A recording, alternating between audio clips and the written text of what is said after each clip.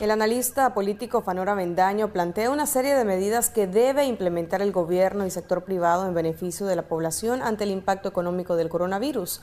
Los detalles de ese control de estudio con el periodista Willy Narváez. Willy, te escuchamos. Muy buenas Muy tardes. buenas tardes, Daniela Obando Estrella, las personas que nos sintonizan a esta hora. Recordemos que el día de ayer nosotros también les presentábamos información que daban algunos exdiplomáticos con respecto a la ausencia del presidente de la República sobre el tema del coronavirus en nuestro país. Esta mañana nosotros conversábamos con el analista político Fanor Avendaño, quien refería esta serie de medidas las cuales considera deben de ser adoptadas tanto por el gobierno como por el sector privado de nuestro país.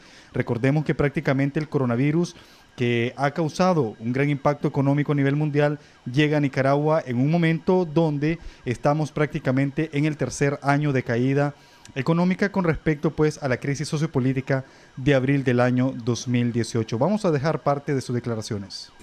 Tomar medidas que vayan en dos direcciones.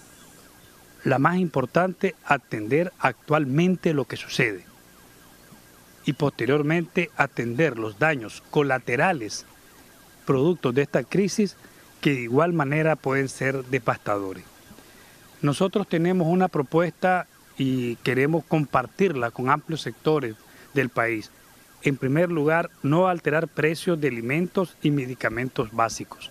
Tiene que haber una política de nación y de Estado que se prohíba la alteración de precios de los alimentos básicos y de los medicamentos básicos, y también la especulación y el acaparamiento deben de ser inmediatamente penados.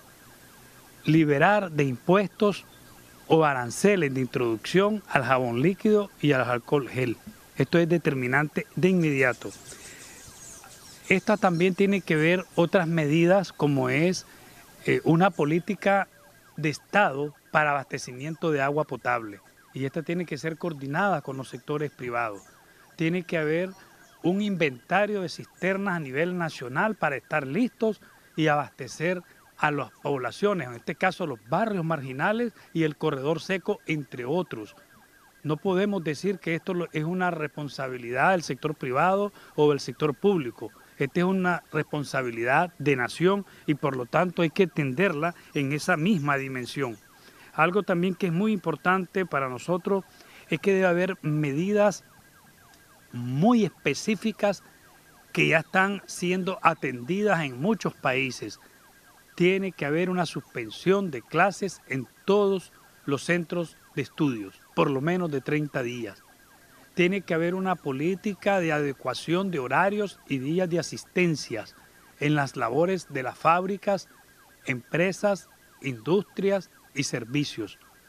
Tiene que haber una política pública inmediata de dar consentimiento y permiso oficial a las empresas privadas a suspender la jornada ordinaria y poder optar a una jornada media de medio tiempo, un permiso indefinido, vacaciones prolongadas, y que todas estas se den conforme a la ley, porque ¿de qué sirve tener al trabajador adentro si va a colapsar la empresa? Entonces todas estas medidas deben de ser debidamente tomadas en cuenta. Cerrar las fronteras para el turismo, totalmente cerrarla, suspender todas las actividades de aglomeraciones y todas las actividades de verano y convertirlas en jornadas dirigidas por medios de comunicación y redes para atender la higiene y la seguridad familiar. Hay una corresponsabilidad, señalábamos, con el sector privado y los sectores financieros que tenemos que plantearla con seriedad. En primero, y la más importante, es que el gobierno y las grandes empresas de comunicación tomen nuevas tasas de cobro y que se exonere de impuestos las líneas telefónicas para que las familias estén intercomunicadas.